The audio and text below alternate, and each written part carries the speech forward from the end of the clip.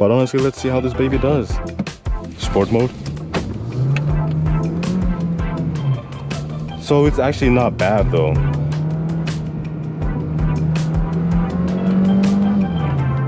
Perfect beginner student's car though. But other than that, Alright guys, welcome back to the channel. It's Hooked on Cars by Morty as usual. And today, we got a Volkswagen Golf. Some exterior features about this one. Nothing crazy, it's the base model.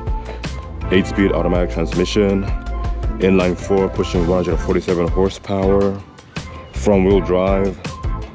Base model Volkswagen Golf. This is no GTI, but again, since it's a Golf, we get tons of trunk space for a little hatchback this tiny. And overall, the best commuter vehicle, or the best Volkswagen, actually made by Volkswagen actually. Well, comparing it to the GTI as well too. Nice, huge headlights as well too, just to give it that iconic Volkswagen look. And in the interior, let's go into the back real quick first.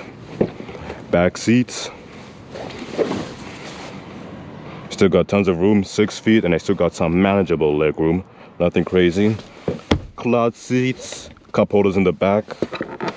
And if you do this, you can see what's in the trunk. Pretty cool. And hopping into the front, we got a 6.5 inches of touchscreen. You can see all the fingerprints because I've been busy. Apple CarPlay, Android Auto, and on the door we just got our big speaker, a lock and unlock, automatic mirrors, and our controls for the rest of the windows. And honestly, man, this is not a bad car. Cloud seats, kind of wish they were leather, but again, they are heated, not ventilated, so I can't complain. This is a nimble little baby though. Can't complain about it. And we're gonna do a quick little test drive. Driving impressions, maybe slap this thing into sport mode to see what we can do. We also have a little manual mode as well too. But honestly, let's see how this baby does. Sport mode.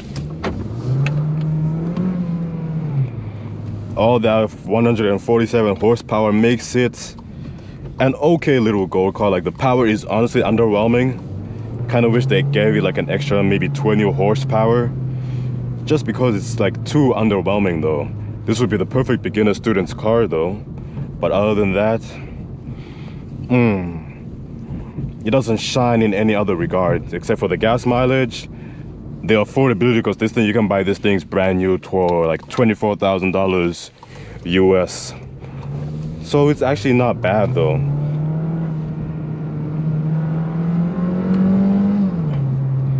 Transmission is pretty smooth. Like, the shifting is on point. The 8-speed does its job really well. But if you pay like for an extra $800, you can get it swapped out for the manual one. And since this is a base model, we don't get many features though. And again, it's a base model, right? Not many features, we just get the bare bones. We got our auto stop on and off to shut off the engine when we're at a full stop. We got our auto headlights as well too. Steering wheel, nothing much happening. Got our volume, skip a song, and cruise control.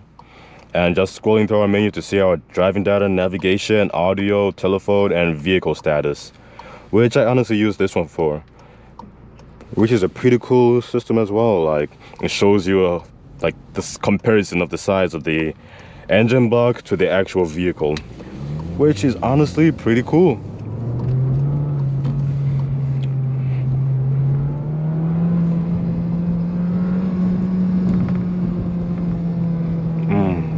I honestly feel like this car would benefit greatly from a turbo. Like, strap a turbo into the car, and it's gonna be like a fun little weekend car, or a summer car as well too. Like, that's what I personally feel this car should also have as well. But handling this car is super nimble. This thing was meant for city driving and city driving only. You can tell by its quick little acceleration. Like, the acceleration is on point. You won't need any more power than this if you're gonna be driving in the city. And for highway driving, it's smaller compared to most cars though. It's not as small as a Chevy Spark, but honestly, it's better than a Chevy Spark, but it's not as small as a Chevy Spark 1. But since it's bigger, you have a bit more room to work with. Like, no sunroof though, but it is what it is. But since it's bigger than a Chevy Spark, it's not gonna be as rattly in the cabin when you're on the highway doing like maybe 100 kilometers per hour. Like, it's not gonna be as brutal with everything else as well too, because again, it's a bit more comfortable. You got the heated seats, you got some nice luxury features like the on and off stop button. But other than that, this is a pretty basic car that does its job really well. And what are these jobs, did you ask? It's just supposed to give you good gas mileage, get you from point A to point B with decent enough luxury and with some fun if you want to take it on around the corners though. You won't be able to drift because you don't have the power to drift it. You just have like a nice nimble little car to have fun in though. That's my wholesome opinion on this little bad boy. Like, looking at this, look at the size of this backup camera though. Gigantic big boy backup camera. Like, pretty basic interior, nothing crazy, and overall it excels at its simple job, man. Can't lie.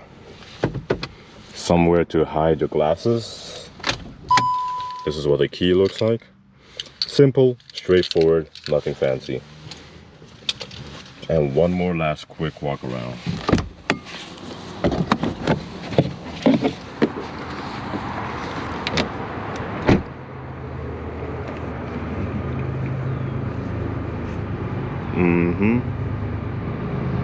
That's the baby.